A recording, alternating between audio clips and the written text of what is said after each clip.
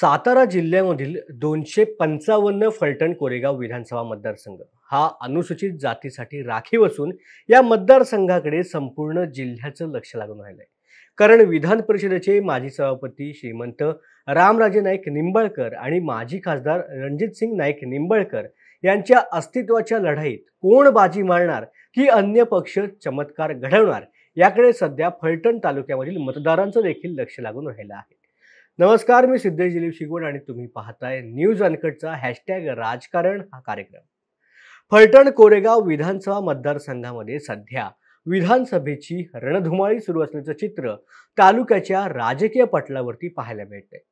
अनेक राजकीय पक्षांकडून मेळावे आणि कार्यक्रम देखील घेतले जात असून या कार्यक्रमासाठी कार्यकर्त्यांची गर्दी जमवण्याचा सर्वच पक्षांकडून प्रयत्न देखील होत असल्याचं पाहायला मिळतंय. नक्कीच लोकसभेची निवडणूक पार पडल्यानंतर फलटण तालुक्यामधील मिळालेले लीड हे भारतीय जनता पार्टीला मिळाल्याने आपलाच आमदार होणाऱ्याची खात्री पटू लागल्याचे माजी खासदार रणजितसिंग नाईक निंबाळकर यांनीही फलटण तालुक्यामधील विकास कामांकडे लक्ष देण्यास आता सुरुवात केली. त्याचबरोबर फलटण तालुक्यावरती गेली 30 वर्ष विधान परिषदेचे माजी सभापती श्रीमंत रामराजे नाईक निंबाळकर यांचा वर्चस्व पाहायला मिळतोय.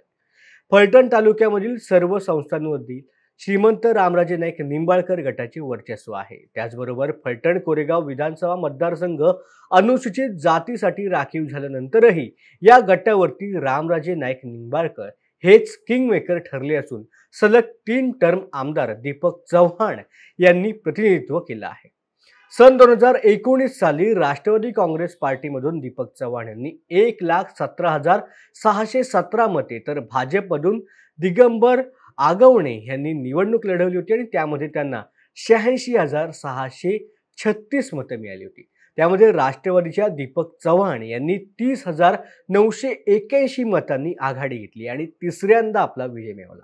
परंतु गेल्या 5 वर्षात अनेक स्थित्यांतरे घडली असून राजकीय बदल देखील घडले.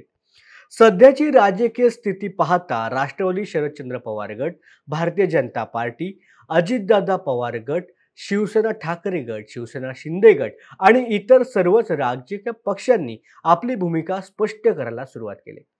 सध्या फलटण तालुक्यामध्ये विधान परिषदेचे सभापती रामराजे नाईक निंबाळकर यांच्या नेतृत्वाखाली ही निवडणूक लढवली जाईल.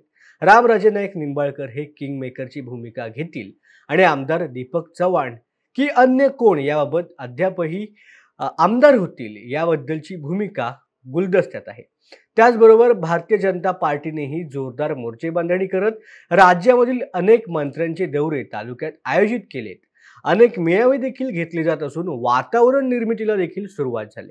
नुकताच लोकसभेचा धुरळा शांत होत असतानाच विधान परिषदेचे माजी सभापती श्रीमंत रामराजे नाईक निंबाळकर यांच्या विरुद्ध माजी खासदार रणजितसिंग नाईक निंबाळकर यांच्यामध्ये टीका टिप्पणी होत असल्याचं पाहायला मिळतंय.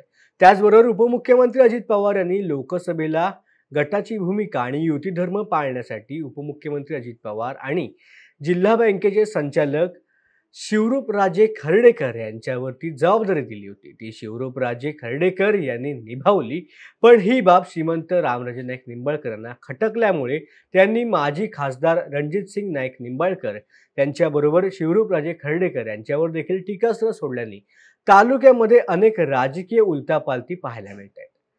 अनेक राजकीय घडामोडी होत असतानाच वेगवेगळ्या पक्षामध्ये पक्षांतर सुरू असल्यामुळे येणाऱ्या काळात फलटण तालुक्यामधील आमदार नक्की कोणाचा याबाबत सर्वसामान्य जनतेमध्ये तर्कवितर्क देखील सुरू असून पक्षापेक्षा विधान परिषदेचे सभापती श्रीमंत रामराजे नाईक निंबाळकर किंवा माजी खासदार रणजितसिंग नाईक निंबाळकर या 2 किंगमेकरच्या अस्तित्वाची लढाई पाहण्याबरोबरच फलटण तालुक्यामधील शिवरूपराजे खर्डेकर यांचा गट, सह्याद्री भैया कदम यांचा गट, शिवसेना शिंदे गट, शिवसेना ठाकरे गट, वंचित बहुजन आघाडी, रिपब्लिकन पार्टी ऑफ इंडिया, राष्ट्रीय समाज पक्ष आपली भूमिका काय घेतोय याकडेही सर्वसामान्य मतदारांचं लक्ष लागून राहिलंय. सध्या तालुक्यामध्ये वर्चस्वाची लढाई असून या वर्चस्वाच्या लढाईत नक्की जिंकणार कोण? प्रत्येक जण आपल्या पद्धतीने कार्यकर्त्यांना सूचना देण्यात व्यस्त आहे. त्यामुळे आगामी निवडणुकीचा बिगुल वाजण्याऐवजी फलटण तालुक्यामध्ये विधानसभेचे वारेच आता वाहू लागल्याचं पाहायला मिळतंय. फलटण कोरेगाव विधानसभा मतदारसंघात विधान परिषदेचे माजी सभापती श्रीमंत रामराजे नाईक निंबाळकर हे सध्या तरी अजितदादा पवार गटामध्ये असून त्यांची भूमिकाही गुलदस्त्यात आहे. त्यांच्याच गटाचे सलग 15 वर्ष आमदार दीपक चव्हाण हे राहिलेत. त्याच मतदारसंघामध्ये भारतीय जनता पार्टीचे माजी खासदार रणजितसिंग नाईक निंबाळकर हे नेतृत्व करतायत.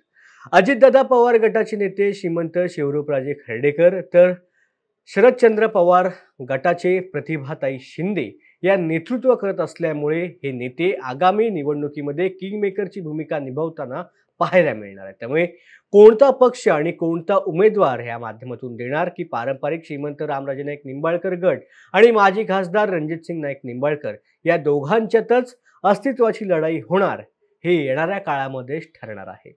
तुर्तास वेळ झाल्या या विषयामध्ये इथेच थांबायची. पुन्हा भेटू नवीन विषयामध्ये. धन्यवाद.